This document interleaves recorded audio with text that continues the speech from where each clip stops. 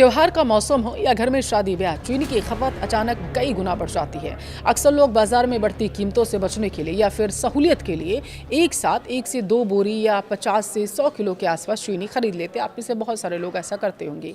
लेकिन क्या आपने कभी सोचा कि इतनी बड़ी मात्रा में राशन जमा करना कहीं कानूनी जुर्म तो आप नहीं कर रहे हैं? क्या आपको ये गिरफ्तार करवा सकता है? क्या पुलिस या फूड इंस्पेक्टर आपके घर छापा मार सकते हैं अगर उन्हें पता चल जाए?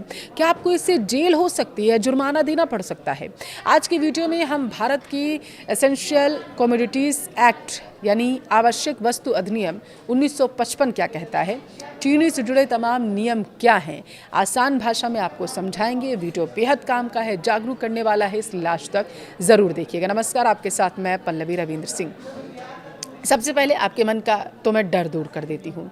अगर आप एक आम नागरिक हैं और अपने यानी अगर आप कोई शॉप नहीं चला रहे हैं, कोई संस्थान नहीं चला रहे हैं, कोई परचून की दुकान नहीं चला रहे हैं, तो मैं आपको बता दूं, आप अपने निजी इस्तेमाल के लिए 100 किलो या 1 क्विंटल चीनी खरीद कर घर में रखी है आपने, तो या कोई पहली बात तो अपराध नहीं है। इसके पीछे कारण है, सुनिए, 3 प्रमुख कारण हैं।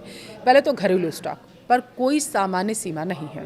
भारत में आम परिवारों के लिए घर में राशन का स्टॉक रखने की कोई ऐसी कानूनी सीमा अभी तय नहीं की गई जिससे 100 किलो चीनी रखना अवैध माना जाए, क्योंकि इस समय बहुत सारे सोशल मीडिया पर फेक खबरें चल रही हैं, इसलिए उन पर गौर मत करिएगा।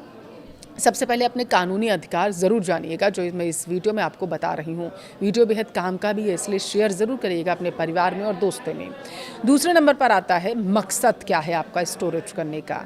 आपका मकसद निजी खपत है, जैसे शादी, पारिवारिक कार्यक्रम या पूरे साल का पारिवारिक कोटा, तो ये भी अपराध के दायरे में नहीं आता है, क्योंकि जाहिर सी बात है अगर आप पूरे साल का कोटा रख रहे होंगे या फिर शादी ब्याह आपके घर में होगा तो चीनी आप ज़्यादा ही लाएंगे खाना वाना बनाने के लिए।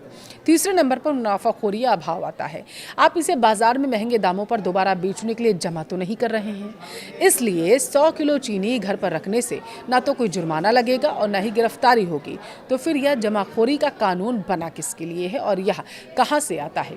इसके लिए हमें समझना होगा आवश्यक वस्तु अधिनियम, जो मैंने अभी आपको बताया 1955 यानी कि ECA 1955 कहता क्या है। यह कानून सरकार को अधिकार देता है कि जब देश में किसी ज़रूरी चीज़ जैसे कि चीनी, दाल, तेल कुछ भी हो गया, अगर किसी चीज़ की कमी होती है या कीमतें बहुत ज़्यादा भागती हैं, बढ़ती हैं, तो सरकार उनकी सप्लाई यानी डिस्ट्रीब्यूशन, स्टोरेज को कंट्रोल कर सकती है।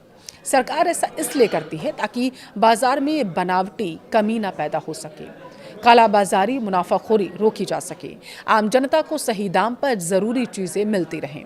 लेकिन इस कानून का दायरा मुख्य रूप से कॉमर्शियल सप्लाई चेन यानी सप्लायर, डीलर, व्यापारी, मिल मालिक पर लागू होता है, ना कि घरेलू किचन पर। व्यापारियों और थोक विक्रेताओं के लिए नियम बिल्कुल अलग हैं और बेहद सख्त भी हैं।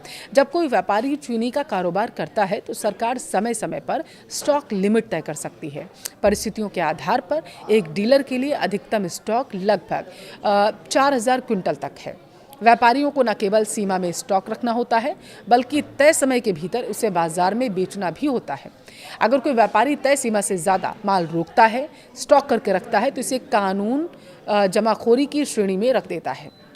इसके तहत स्टॉक जब्त हो सकता है, लाइसेंस भी रद्द हो सकता है। आपने देखा होगा जहाँ पर भंडारण होता है, जैसे राशन की दुकानें हो गई, परचून की दुकानें हो गई, वहाँ पर समय समय पर जाँच भी होती रहती है कि आप पूरा राशन जो आया है लोगों तक पहुंच रहा है या नहीं, कहीं स्टॉक करके तो नहीं रखा जा रहा, ताकि इसे बाज़ार में ऊंचे दामों पर बाद में दूसरे बैकडोर से बेचा जा सके। जेल तक का सज़ा इसमें है, हो सकती है, आपको पता है। और अब आपको मैं बताऊंगी, उन लोगों की बातें करूंगी जो ना तो आम परिवार हैं, ना ही चीनी के डीलर हैं, जैसे मिठाई वाले हो गए, बेकरी, होटल हो गए, फूड प्रोसेसिंग कंपनियां होंगी।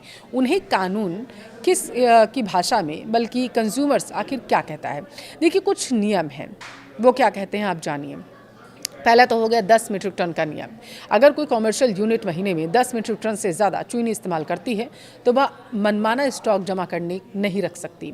दूसरा नियम है 15 दिन की खपत सीमा। ऐसे व्यवसायों के लिए सरकार अक्सर अधिकतम 15 दिन की ज़रूरत के बराबर ही एडवांस स्टॉक रखने की परमिशन देती है। इसका मकसद ये है कि बड़ी बड़ी कंपनियाँ बाज़ार की पूरी चीनी पहले से खरीद करना बैठ जाएँ, जिससे आम लोगों के लिए बाजार में कमी हो जाएगी।